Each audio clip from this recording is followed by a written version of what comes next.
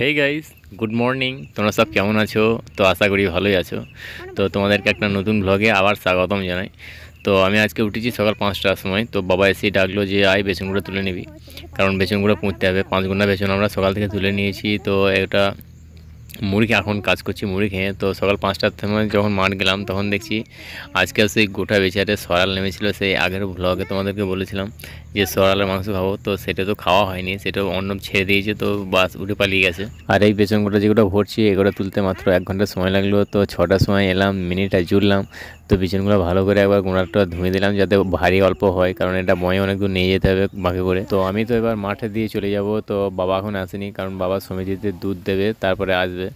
আর আমি যেয়ে তা করতে করতে পুঁতবো, আর বাবা এসে আবার পিছন তুলবে। তো মুড়ি খাবার আগে পর্যন্ত 10টার আগে পর্যন্ত আমি একটু পুঁতে আসবো, তারপর অর্ণবকে স্কুলে দিয়ে আসবো, বাবার লাগে মুড়ি নিয়ে আসবো ওই বাড়ি থেকে। এই কোটাই কাজ আমার। তো এসে আবার নিয়ে আসবো। আর আজকে সকাল থেকেই একটু একটু করে বৃষ্টি পড়ছে, কারণ বৃষ্টি ঝিপঝিপ করে আসছে, বেশি চাপের বৃষ্টি নয় তবু। আর কালকে ভীষণ গরম গেছে, যা গরমের মানে একটু একটু বৃষ্টি হওয়া ভালো। মেঘলা মেঘলা দিন করলে ধান পুঁততে ভালোই লাগে।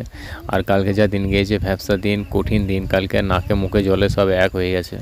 তো গাইজ, ভিডিওটি লাস্ট পর্যন্ত ওয়াচ করার জন্য তোমাকে ধন্যবাদ। আপনার দিনটি শুভ হোক। আর আপনি যদি নতুন হয়ে থাকেন তাহলে আমাদের এই চ্যানেলটিকে সাবস্ক্রাইব করবেন আর ভিডিওটিতে একটি লাইক করবেন। Bye bye, tata.